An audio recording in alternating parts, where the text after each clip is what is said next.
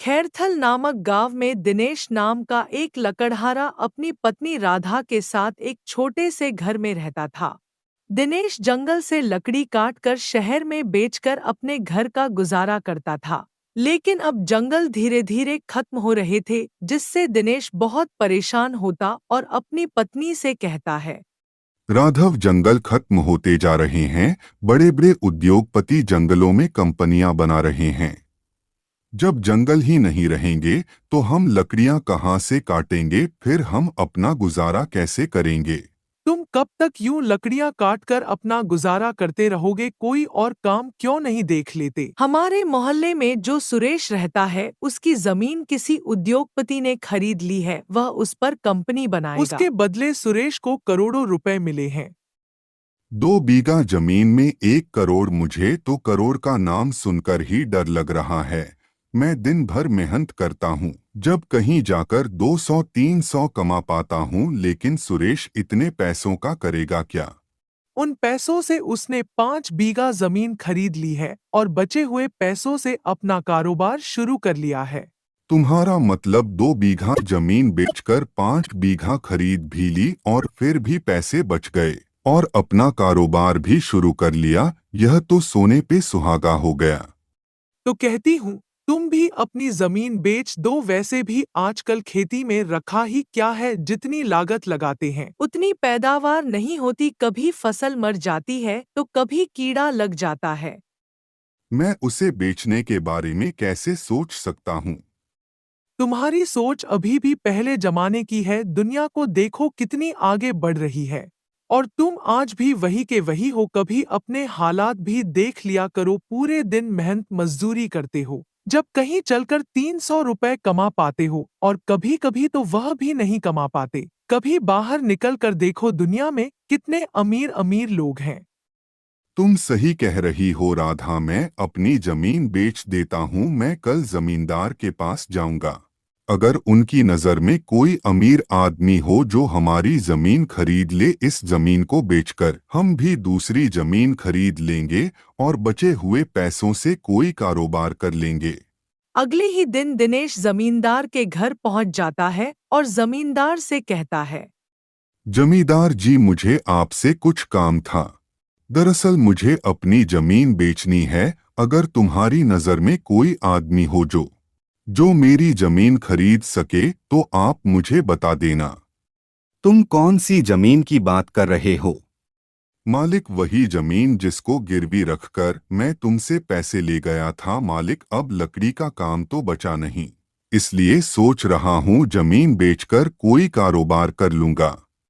जमींदार अपने मन में सोचता है कि दिनेश की वो जमीन तो बहुत महंगी है, लगभग 3 करोड़ की। अगर वो जमीन मेरे हाथ लग जाए तो मैं तो मालामाल हो जाऊंगा। दिनेश, तुम सही कह रहे हो। तुम एक काम करना, कल मुझे एक बार अपनी जमीन के कागज दिखा देना, फिर मैं तुम्हारी जमीन बिकवा दूंगा।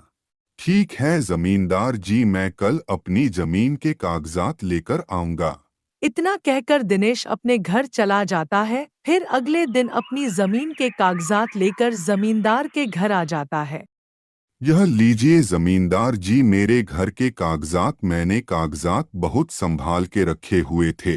जमींदार सोचता है कि वह दिनेश से यह जमीन कैसे अपने नाम करवाए। कुछ देर सोचने के बाद जमींदार दिनेश से कहता है। अरे दिनेश, यह तुम्हारी जमीन तो सरकारी है।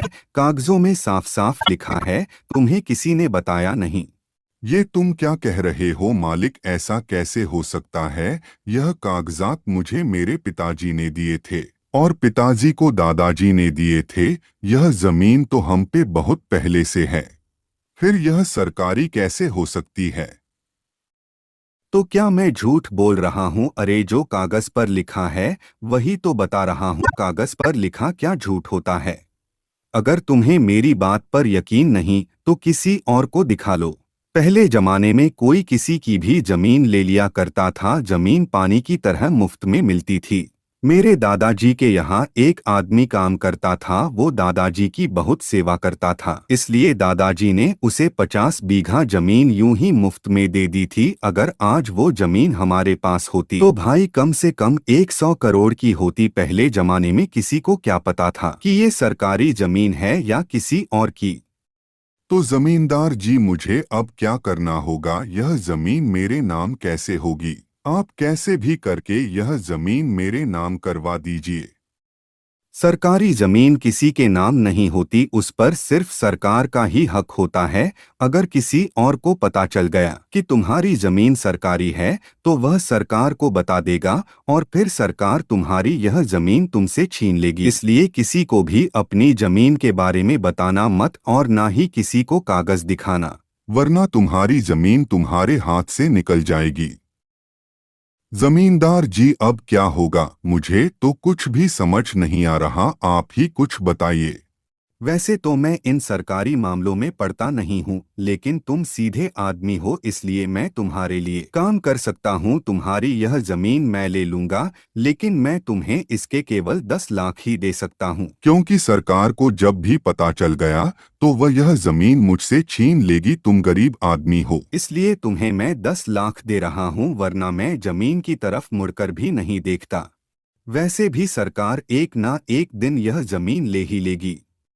मालिक आप सही कह रहे हैं, सरकारी चीज का कुछ पता नहीं, आज है कल नहीं। आप यह जमीन ले लो और मुझे 10 लाख दे दो। जमींदार दिनेश से जमीन के कागजात पर अंगूठा लगवाकर जमीन अपने नाम करवा लेता है और दिनेश को 10 लाख रुपए दे देता है। दिनेश पैसे लेकर अपने घर चला जाता है और फिर सारी बात अपनी पत्नी को बताता है। यह बात सुनकर दिनेश की पत्नी के होश उड़ जाते हैं। यह तुमने क्या किया? करोड़ों की जमीन यूं पानी में बहा आए, एक बार मुझसे पूछ तो लेते। उस जमींदार ने तुम्हें पागल बना दिया और तुम उस झूठे की बातों में आ गए। ईश्वर, मैं क्या करूं? तुम कोई भी काम सही से नहीं करते हो। तुम मुझे उस जमींदार के पास ले चलो, मैं उससे बात करूंगी। दिनेश अपनी पत्नी को लेकर जमींदार के घर की ओर निकल जाता है। तभी उसे रास्ते में सुरेश मिलता है। अरे भाभी जी, क्या बात है? इतनी जल्दी में कहाँ जा रही हो? क्या बताऊं भाई साहब, तुम्हारे भैया जमींदार के पास अपनी जमीन को बेचने के लिए गए थे, लेकिन जमींदार ने इनको पागल बना दिया और हमारी जमीन सरकारी बताकर अपने नाम करवा ली। यह तो बहुत बुरा हुआ भाभी जी, तुम्हारी जमीन सरकारी कैसे हो सकती है? अरे वो तो दिनेश के दादाजी ने खरीदी थी मेरे दादाजी के साथ, और सरकारी जमीन के कागजात तो सरकार के पास होते हैं। तुम एक बार मुझे बता देते तो मैं तुम्हारी जमीन बिकवा देता। दिनेश भाई, तुमने यह क्या किया? अब तुम ही बताओ भाई साहब, हम क्या करें? मुझे तो कुछ समझ ही नहीं आ रहा। वो जमींदार एक नंबर का बदमाश है। हमें गांव के मुखिया के पास चलना चाहिए, वही तुम्हारी मदद कर सकते हैं। सुरेश दोनों को गांव के मुखिया के पास ले जाता है और मुखिया जी को सारी बात बताता है। मुखिया जी जमींदार को बुलाते हैं और जमींदार से कहते हैं, क्यों लालचंद जी, तुमने दिनेश की जमीन को सरकारी बताकर अपने नाम करवा ली? अरे तुम बहुत गरीब लोगों की मजबूरी का फायदा उठाते हो। तुम क्या कह रहे हो मुखिया जी? दिनेश से मैंने वो जमीन 10 लाख की खरीदी है। यह मेरे पास खुद चलकर अपनी जमीन बेचने आया था। मैंने इससे कोई जबरदस्ती नहीं की। अगर आपको यकीन नहीं तो आप खुद ही इससे पूछ लीजिए। दिनेश, क्या लालचंद सही कह रहा है? तुम इसके पास जमीन बेचने गए थे? मुखिया जी, मैं जमींदार जी के पास पूछने गया था कि तुम्हारी नजर में कोई आदमी हो जो मेरी जमीन खरीद सके तो मुझे बताना, लेकिन जमींदार जी ने मेरी जमीन सरकारी बताकर मुझसे अंगूठा लगवा लिया और मुझे 10 लाख रुपए दे दिए, लेकिन मेरी वह जमीन करोड़ों रुपए की है। दिनेश, तुम करोड़ों की बात कर रहे हो, तुम जानते भी हो करोड़ कितनी बड़ी रकम होती है, कभी देखे भी है? करोड़ रुपए तुमने अपनी मर्जी से जमींदार को जमीन बेची है। जब तुम अंगूठा लगा रहे थे तब तुम्हें दिखा नहीं कि तुम्हारी जमीन करोड़ों की है या लाखों की? फिजूल में भले आदमी को परेशान करते हो। जहां तक मैं जानता हूं जमींदार जी ऐसा कभी नहीं कर सकते। जमींदार जी एक ईमानदार आदमी है, उन पर आरोप लगाते हुए तुम्हें शर्म नहीं आती? दरअसल गांव का मुखिया भी जमींदार से मिला हुआ होता है, इसलिए वह जमींदार को बचाने की कोशिश करता है। लेकिन सुरेश एक पढ़ा लिखा आदमी होता है, वह मुखिया से कहता है। मुखिया जी, दिनेश एक अनपढ़ आदमी है। जमींदार जी ने धोखेधड़ी से जमीन अपने नाम करवाई है। आप इंसाफ कीजिए। तो अब तुम हमें इंसाफ करना सिखाओगे? तुम देख रहे हो मुकेश ने जमींदार से 10 लाख लिए हैं, फिर इसमें धोखाधड़ी वाली बात कहाँ से आ गई? मुखिया जी, मुझे लगता है तुम भी जमींदार से मिले हो। अरे तुम दोनों मिलकर दिनेश को लूट रहे हो। मैं तुम दोनों पर आईपीसी धारा 420 का केस करूंगा, जो कि धोखेधड़ी के लिए लगाई जाती है। यह 420 की धारा क्या होती है? अरे मैं इनसे डरने वाला नहीं हूँ, तुम यह बात अपने दिमाग में बैठा लो। मुखिया समझ जाता है कि रमेश एक पढ़ा लिखा इंसान है और अगर मुझ पर कोई केस हुआ तो मेरा मुखिया का पद छिन जाएगा और जो जेल होगी। अरे रमेश भाई, तुम यह कैसी बातें कर रहे हो? अगर हमारे गांव की बात कोर्ट कचहरी में जाएगी तो इससे हमारे गांव की ही बदनामी होगी। हम इस मसले को यहीं हल कर लेते हैं। मुखिया जी अपना पीछा छुड़ाने के लिए जमींदार से कहते हैं। जमींदार जी, दिनेश एक अनपढ़ आदमी है, तुम्हें इसकी जमीन वापस करनी होगी। लेकिन मुखिया जी। अरे लेकिन कुछ नहीं, तुमने वह जमीन दिनेश से धोखाधड़ी से ली है, इसलिए तुम्हें अभी के अभी दिनेश को वह जमीन वापस करनी ही होगी। जमींदार दिनेश की जमीन के कागजात दिनेश को वापस कर देता है। इस तरह सुरेश अपनी समझदारी से दिनेश की जमीन वापस दिलवा देता है।